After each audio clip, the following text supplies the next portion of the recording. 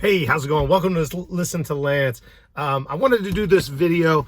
Not going to be very long, but I do want you to be prepared, okay? So check this out. We are in a crisis right now with the economy. Everything is booming. Everything is looking great with the real estate. Everything is booming. Everything was looking great. But I really think in the next 6 to 10 months, we're going to see huge downturns, especially in real estate. And it is predicted based on supply and demand. So I've seen this throughout the time. Supply is so important, and right now there's no supply. And the reason the supply is so low, and that's what's driving these real estate prices so high, is that the forbearance is in place, that the rent eviction ban is in place. So there's no inventory coming on the market other than people that are just looking to sell their property without any distress. So it has really put a lock on the supply side of real estate, and that's why we keep seeing these prices going up and up and up. Hey, so I'm going to get into a couple of these reasons that we are going to see this, and I'm going to give you 3 things at the end of this video that you can do to be prepared for when the crisis happens, or at least what I think is going to be a crisis when that does happen.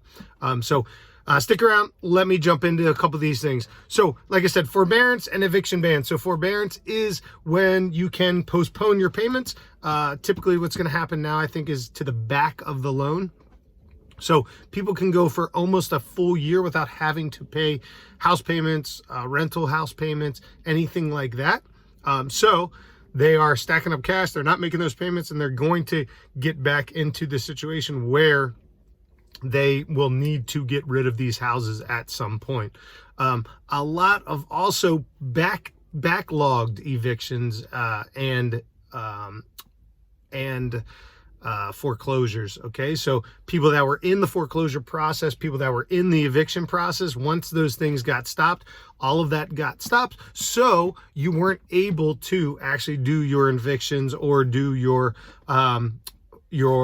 foreclosures. So where does that put us, right? So that puts us at, again, low inventory, right? And that's the reason that prices keep increasing, because the inventory is so low, right? So what I think is going to happen, what I see a lot of industry kind of experts are talking about, is that there will be a downturn soon, because once these eviction bans and these foreclosure bans stop, there's going to be a flood of inventory.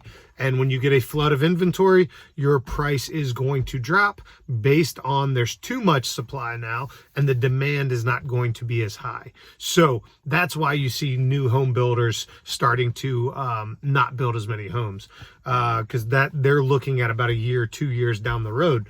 What do we need to do, right? What are the ideas and the things that are going to kind of push us into this direction, right? Well, one is high unemployment. Unemployment is super high right now, and that's why this is kind of like a bubble-ish area. The unemployment is really high. You look at certain areas, you're in the high 20s, high 30s for unemployment. National average, is still in the low or high 9s, 10s in that area. But I don't think it's going to decrease much better than this. I think you're going to start to see businesses going out, more bankruptcies. Dave & Buster's just announced yesterday that they are looking at bankruptcy options. So lots of bad things are happening, but stock market keeps going up. Housing prices keep going up. But like I said, very soon this is going to start to level out. And then once these bans start to go away, you're going to see a flood of inventory. And as that flood of inventory happens, you're going to see prices drop. And that is supply and demand in the basic form, right? So how can we start to prepare for this, right? So if you want to be able to make money, I think there's going to be a lot of opportunities to make a lot of money in the next year, 6 months to a year time frame. And that might be businesses going out of business, you can start your own business. But also kind of talking about housing right now, I think there is going to be a flood of inventory, and that housing market is going to be ripe for people that have cash on the side, that have things ready to go, ready to start buying things as they come up. The banks back in 2008 never had it happen before. They sat on inventory for a long time trying to get as much money out of those foreclosures as they could. But I think they've learned a lesson from that. And I think what they will do now is flip, burn and turn, try to get that inventory off their books as fast as possible in order to lose a little bit of money, but they won't have the holding costs. They won't have it on their books, which is going to affect their stock price and their balance sheets. So they're going to try to turn and burn this stuff at very low discounted rates. And that's where you want to be ready to start to buy this stuff, start to jump in, have cash sitting on the side, and have the ability to start buying some of these assets, whether it be businesses, whether it be, RVs. Like, you could flip anything at this point. But there's going to be a lot of things, again, real estate wise, that's going to be on the market. So you want to take advantage of that and be able to have cash and have the opportunity to buy that when these things start to turn. So what do I do? How do I prepare for this, right? So first thing is, like I said, a lot of people are going to lose homes, lose businesses, lose property. All of these things are going to start to happen. So how do I prepare for this? So right now, you want to be stacking up that cash. If you haven't taken forbearance yourself, look at taking forbearance. If you have rental properties, look at taking forbearance for that, and stack as much cash as you can right now. If you own a business, PPP, EIDL, any of those things that are available at this point, look at those options. Because again, the more money that you can stack up, the more opportunity you're going to have down the road to be able to invest that money, right? Whether it's stocks, whether it's houses, these things can come down and come down quickly. And when that happens, you want to be ready to make a move. So again, stack that cash, have cash on hand. Cash is king, right? So if you have cash on hand, you're able to buy these things. And we don't know what the mortgage situation is going to look like and how tight that lending is going to be. So the more cash you have, you can buy cash deals, which are going to be fast. You can refinance them later. But if you have that cash, you will be able to find these deals very quickly. You can close quickly, and you can grab these up as they come on the market, whether that be through short sale, whether that be for a foreclosure, whether that be just people needing to sell the property quickly, right? You can jump on these offers and jump on that. How do you get cash, right? So like I said, if you don't have forbearance, look at forbearance. You can stack up whatever your house payment is every month. If you have rental houses, look at forbearance on your rental house. 365 days. You can forbearance. You can push these loans off for up to 1 year, right? So if you can stack up that cash, and you have to be honest, if you have had any effect, right? I had my business closed down for 3 months. My wife was out of work for 3 months. These things are affecting the business, which is also affecting your cash and your security, right? If you can stack that cash up through these legal means, you want to do that. So again, HELOC, right? If you haven't done that, look at getting HELOCs.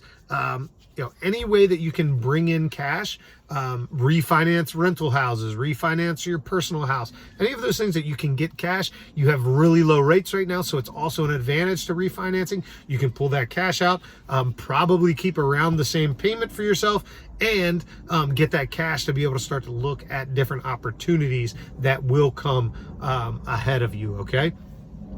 Short sales, like I said, I really think banks are going to be trying to turn and burn these houses.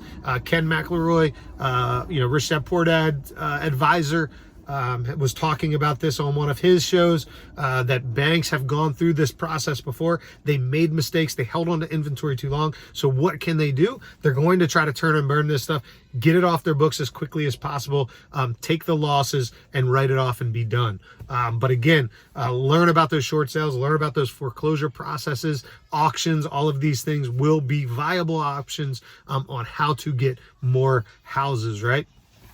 And the other thing that I really suggest is that you start, if you don't have a specific area of investment, whether that be stocks, whether that be foreclosures, whether that be wholesaling, an area, try to zone in on one area that you understand a little bit about, and then start to really dig in. So like, don't go wide, go deep on that area, whether it be an area like a specific area of your town, of your state, of the country. Like, you don't always have to invest in your backyard, right? Like Las Vegas, 35% unemployment right now. There will be a problem in Las Vegas.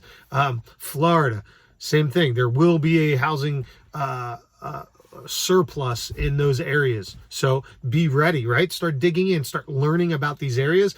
If you want to invest close to your house, find an area that's in your price range, that's close to your house, and dig in, start learning everything. How much per square foot? What is the average rent? All of the things that you need to know. Every house, you don't have to buy it right now, but just start to get used to what these things are going for and what the process is, right?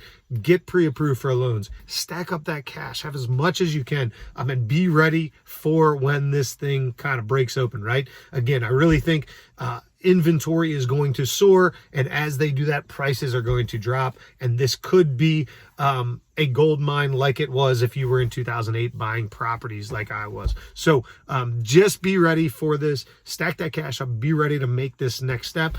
Also, be ready to like Lance. Click on the like button right there. So click on that subscribe. Tap it out, as I say, because I'm an MMA jiu-jitsu guy. So tap out that subscribe button. Come back. I'm going to keep doing these information episodes. I also kind of like to keep these real like this. I don't like a lot of post-production and things like that. So I'm going to try to do these YouTube real, right? So just kind of like me talking about what I'm thinking and kind of helping you as I go along this journey. So again, tap out that like button, subscribe, listen to Lance. If you have any friends, please share this with them. But again, I implore you, stack that cash. Cash is king. Be ready to make a move when the time is right. All right. Talk to you soon. Tap that like button.